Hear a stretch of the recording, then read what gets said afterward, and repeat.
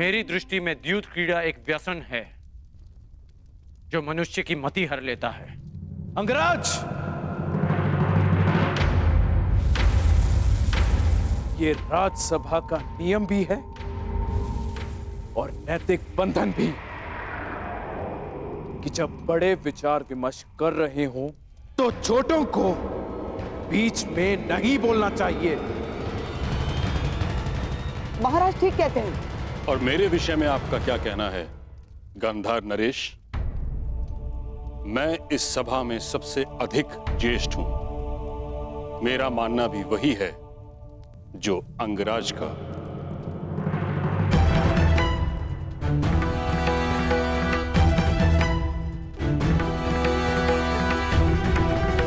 कि द्यूत क्रीड़ा अधर्म है। महामहिम, ये क्रीड़ा तो केवल मेरे पुत्रों में प्रेम बढ़ाने के लिए है। द्यूत से अगर कुछ बढ़ा है तो बैर और शत्रुता, प्रेम नहीं। द्यूत से कभी किसी का भला नहीं हुआ। पांडवों के सत्कार तक सब ठीक है, परंतु द्यूत की अनुमति मैं कदापि नहीं दे सकता।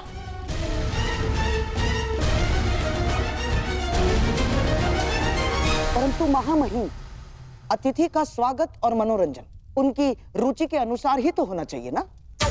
अब महाबली भीम के लिए स्वादिष्ट भोजन की व्यवस्था होगी, देवी पांचाली के लिए वस्त्र आभूषण होंगे, नकुल और सहदेव के लिए आखेट और अश्वारोहण होगा, अर्जुन के लिए संगीत, परंतु धर्मराज के लिए क्या?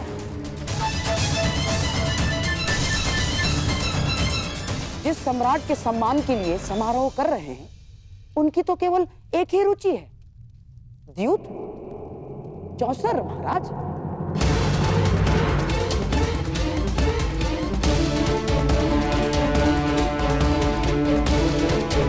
और पुत्र दुशासन स्वयं वहां जाकर पांडवों को निमंत्रण दे आएगा।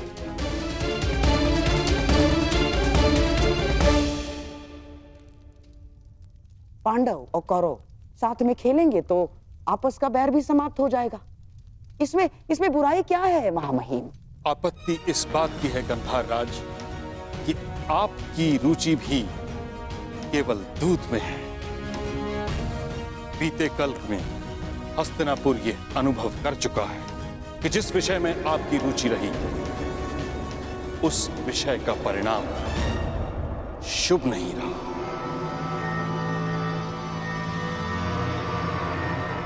और दुशासन को दूत बनाकर भेजना मुझे एक और लक्ष्याग्रह का स्मरण करवा रहा है।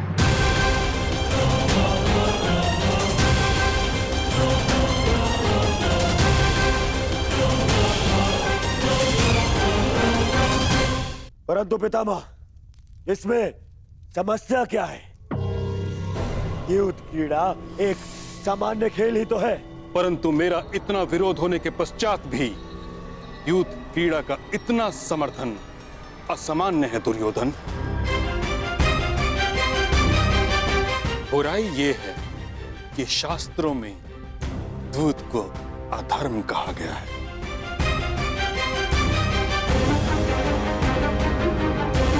दुशासन द्यूत क्रीड़ा का प्रस्ताव लेकर नहीं जाएगा। बड़ी विचित्र बात है महामहिम।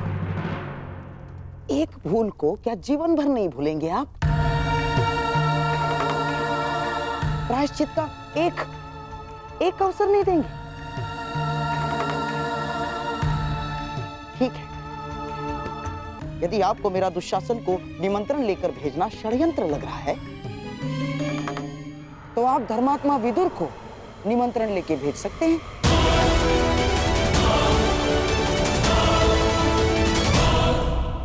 धर्मात्मा विदुर नीति अनुसार अपना कार्य करे और धर्मराज युधिष्ठिर नीति पूर्वक ही चाहे तो प्रस्ताव को स्वीकार कर ले। परंतु मामाश्री, क्या करे मेरे होने वाले सम्राट? देखो, हमारे मन में कोई मैल नहीं है।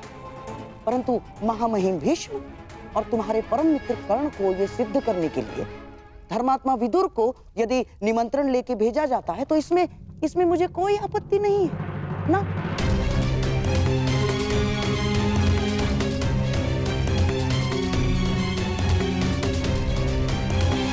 तो मेरा आदेश है कि महात्मा विदुर स्वयं जाकर पांडु पुत्रों और कुलवधु द्रौपदी को हस्तिनापुर आने का निमंत्रण दे।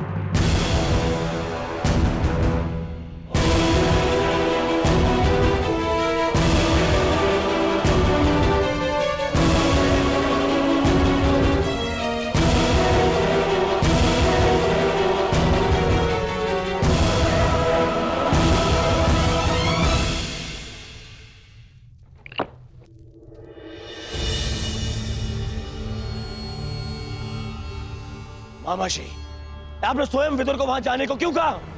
अब वो अवश्य युधिष्ठिर को द्यूत ना खेलने का सुझाव देगा ना।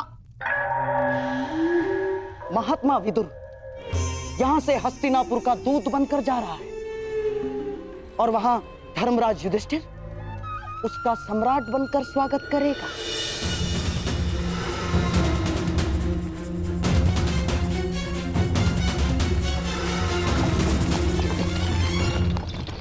विदुर और धर्मराज दोनों की एक ही समस्या है दुर्योधन। दोनों महाधर्मशाली हैं और उनका धर्म उनकी सबसे बड़ी दुर्बलता है और वही हमारे लिए शक्ति बनेगी। जाओ दुर्योधन, तुम पांडवों के स्वागत की तैयारी करो, क्योंकि विदुर इंद्रप्रस्थ के लिए प्रस्थान कर चुका है।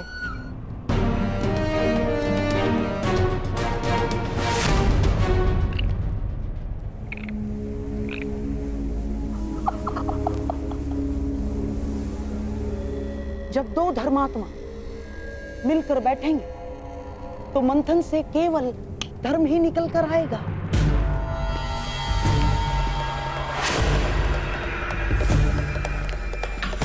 और सम्राट का धर्म उसे चौसर पर बिठाकर ही रहेगा।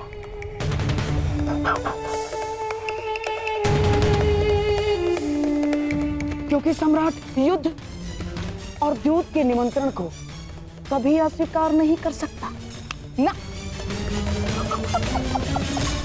और इसी प्रकार हमारी योजना में कोई बाधा नहीं डाल सकता। इंद्रप्रस्थ में आपका स्वागत है अंगराज कर्ण।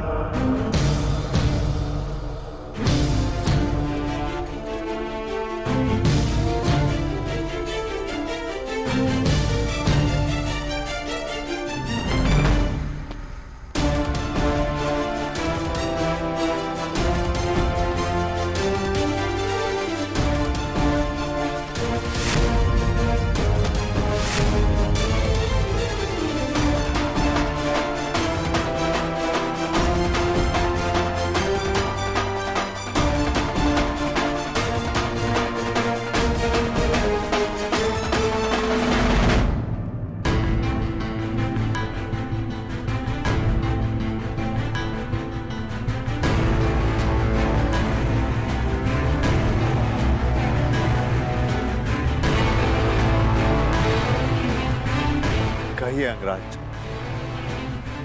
आपके यहाँ पधारने का उद्देश्य क्या है? मैं आपको सावधान करने आया हूं धर्मराज। शीघ्र ही हस्तिनापुर आपका आवाहन करने वाला है।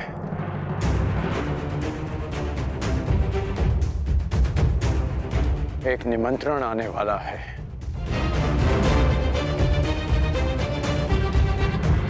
देखा भ्राताश्री, हमारी उन्नति ना देखी गई उस दुर्योधन से। आपको सम्राट बनते हुए ना देख सका वो दुष्ट। इसमें संदेह कैसा है? जिस भांति दुर्योधन यहां से क्रोधित होकर गया था, निस्संदेह उसने युद्ध का आह्वान किया होगा। यदि युद्ध का आवाहन करना होता तो मैं यहां सभा में प्रस्तुत नहीं होता। अभी तो युद्ध भूमि में तुम्हारी प्रतीक्षा करता। अर्जुन, कर्ण महोदय को अपनी बात पूरी करने दो। अंगराज, किस निमंत्रण की बात कर रहे हैं आप? द्यूत निमंत्रण की। शीघ्र ही आपको द्यूत का बुलावा आएगा।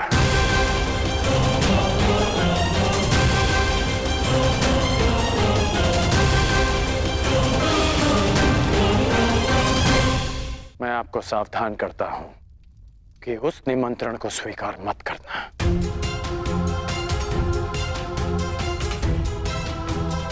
क्योंकि मुझे संदेह है कि गांधार राज ये निमंत्रण आपके सम्मान के लिए नहीं, उस अपमान के प्रतिकार के लिए भेज रहे हैं। संदेह तो मुझे तुम पर हो रहा है। तुम तो हमें पराजित करना चाहते थे, फिर क्यों हमें चेतावनी देने आए हो? क्योंकि तुम्हारा शत्रु होने के साथ साथ मैं एक योद्धा भी हूं, जो तुम्हें युद्ध भूमि में पराजित करना चाहता है, द्यूत में नहीं। यदि योद्धा होने का इतना अभिमान है तो लाक्षागृह के समय कहां थे? तब हमें सावधान क्यों नहीं किया?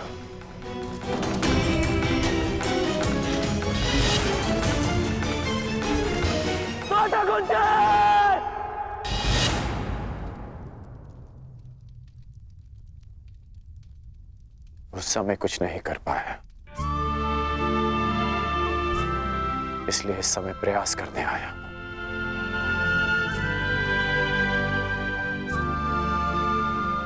मेरा निवेदन मानिए,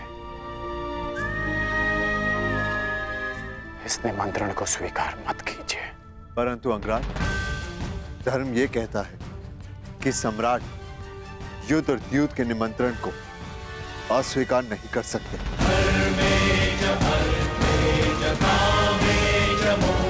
प्रत्येक मनुष्य की सबसे बड़ी शक्ति ही उसकी सबसे बड़ी दुर्बलता भी होती है, और धर्मशील की दुर्बलता उसका धर्म होता है। इसलिए प्रयास करना कि समय आने पर धर्मात्मा को दुर्बल पड़ने से रोक सको। मैं कुछ निवेदन करना चाहती हूँ सम्राट। आपकी सबसे बड़ी शक्ति आपका धर्म है, परंतु इसे अपनी सबसे बड़ी दुर्बलता मत बनने दीजिए। अंगराज ने ठीक कहा, कोई भी जुआ उसमें अधर्म का वास होता है। आप मत जाइए। ठहरो पांचाली।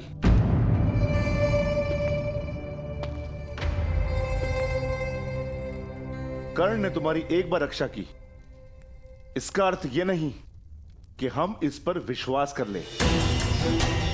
यह हमारे शत्रु का परम मित्र है और यहां जानबूझकर आया है ताकि हम ये निमंत्रण अस्वीकार कर दे और पितामह हमें अहंकारी समझ ले। यह हमें पितामह की दृष्टि में गिराना चाहता है। राजनीति का एक खेल तुम नहीं समझोगी पांचाली। किस पर विश्वास करना है, किस पर नहीं, क्या चयन करना है, क्या नहीं, तुम्हें समझने में अभी बहुत समय लगेगा पांचाली। चयन कैसे करना है ये मैं भली भांति जानती हूँ महाबली। यदि मैंने कोई और विकल्प चुना होता तो आर्य अर्जुन के अतिरिक्त आप सभी इस समय सन्यासी होते।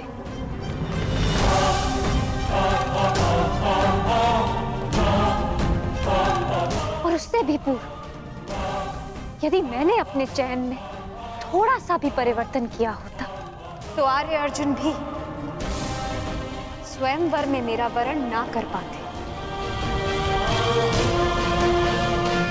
मनुष्यों की परख मुझे भी, मित्र और शत्रुओं की भी। मैं मानती हूं कि अंगराज आपके शत्रु पक्ष से है, परंतु इस समय वो हमारे भले की बात कर रहे हैं और मैं उनके मत का समर्थन करती हूँ। पांचाली! अनुज भीम, तुम्हें पांचाली से इस भांति बात नहीं करनी चाहिए। पांचाली को अपना मत प्रस्तुत करने का पूरा अधिकार है, परंतु पांचाली, भीम का मत भी उचित है। यदि हम हस्तिनापुर नहीं गए तो बहुत अभिमानी दिखेंगे। आपकी इसी सोच को गांधार राज भली भांति समझते हैं, इसलिए आपको द्यूत का निमंत्रण भेज रहे हैं। परंतु अंगराज अंगराज का कथन उचित है धर्मराज।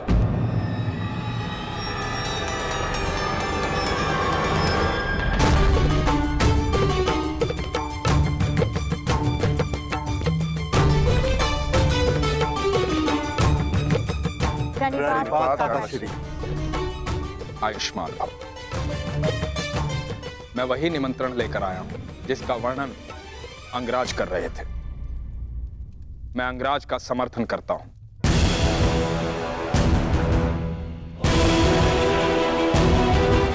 मुझे भी इसमें षड्यंत्र दिखाई देता है। जो लाक्षागृह में तुम सबको भाभी कुंती समेत भस्म करना चाह सकता है, वो कुछ भी कर सकता है। हमें उनसे भय नहीं है काकाश्री। उनके उत्तर के लिए हम पांचों भाई प्रस्तुत हैं। वहां पितामह होंगे, आप होंगे, आचार्य द्रोण होंगे, तो फिर वहां सबके समक्ष कोई हमारा क्या अहित कर सकता है? सर्वनाश का युद्ध करने से श्रेष्ठ है कि उससे बचा जाए।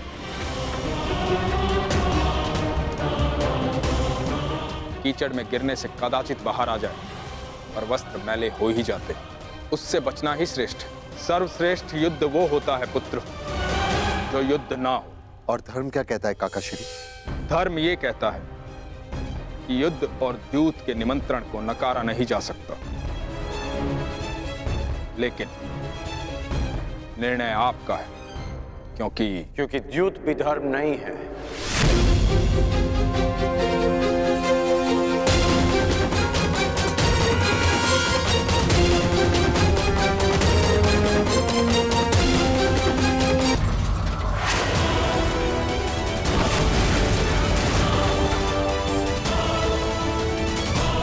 क्या हुआ मामाश्री? आप इतने क्रोधित क्यों हैं? क्या पांडवों ने द्यूत का आमंत्रण अस्वीकार कर दिया? नहीं दुशासन, पांडवों ने तो द्यूत का निमंत्रण स्वीकार कर लिया है, परंतु क्या मामाश्री? परंतु समझ में नहीं आता कि तुम्हारे भाई का परम मित्र कर्ण, इसे कैसे वश में करूं? जानते हो दुशासन, वो विदुर से पहले इंद्रप्रस्थ पहुंच गया उस युधिष्ठिर को यह समझाने कि वो द्यूत का निमंत्रण अस्वीकार कर ले।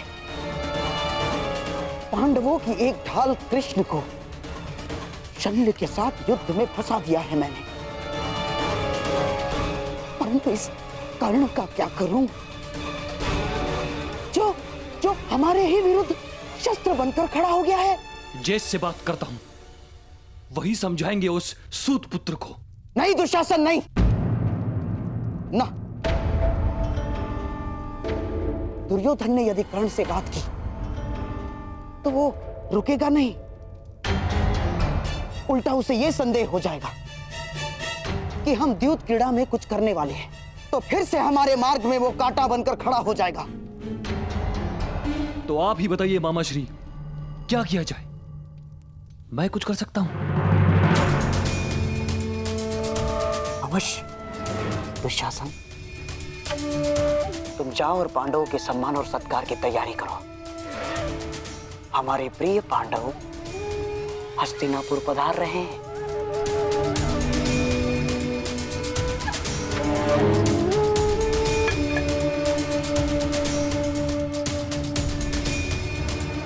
अब उस कर्ण नामक कांटे की औषधि अब मुझे ही ढूंढनी होगी।